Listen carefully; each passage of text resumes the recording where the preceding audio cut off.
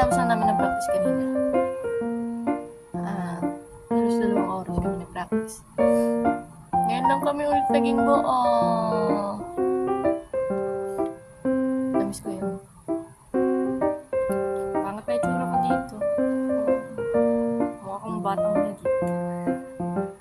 Okay. Nakatapos ko lang gumawa. Since after ng practice namin para bukas 7, naggawa na ako ng PowerPoint ng mga kailangan kong gawin. Sobrang dami. Kakatapos ko lang ngayon. Tapos pagkatapos nito, mag-relax ako. Kasi maglilinis pa ako. Tapos may training pa nun. Tapos hindi pa ako naliligo. Ito, breakfast and lunch ko siya. I love my life, guys.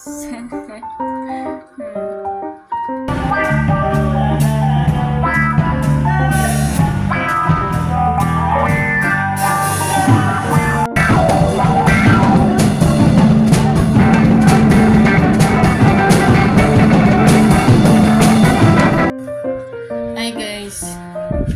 Finally, tapos na ako sa mga kailangan kong gawin.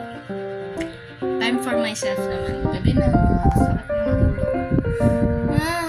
Nakaligo na pala ako and eat na ako ng dinner. Ngayon, nandito ako sa taas. Nagagawa ko po siya maya-maya.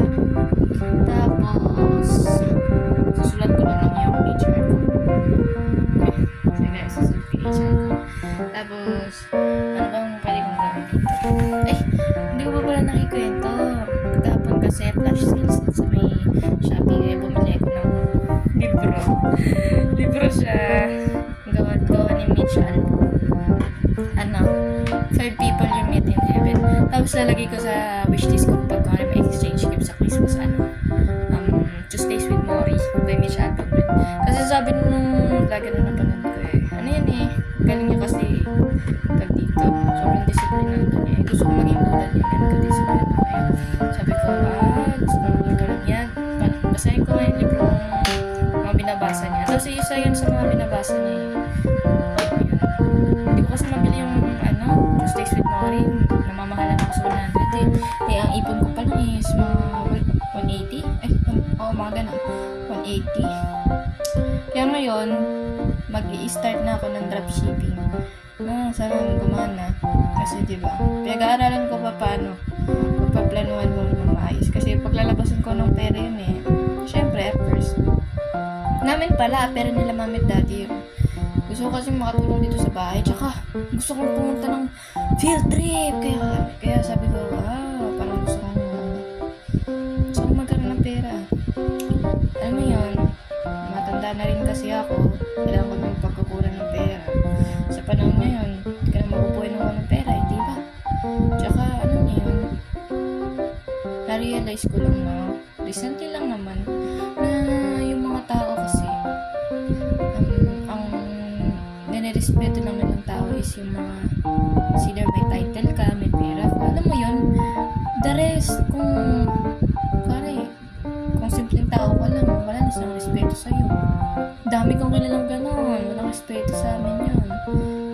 Kaya, pag ako talaga, pagtanda ko, nirespetuhin ko lahat ng tao. Mapamatanda, pambata. Hindi ako tutulad sa kanila, no? Siyempre, kahit galit ako sa kanila dahil wala silang respeto sa amin, nirespetuhin ko pa rin sila. Pero behind their back, pero ano naman yan? Kaya sinusubukan ko yung baguhin yan. Kasi nga, diba? Ayun nga. Maging mahaba na tong vlog ko. Tingnan mo, 3 minutes na yung video ko. Alam ko na, magbabay. Bye!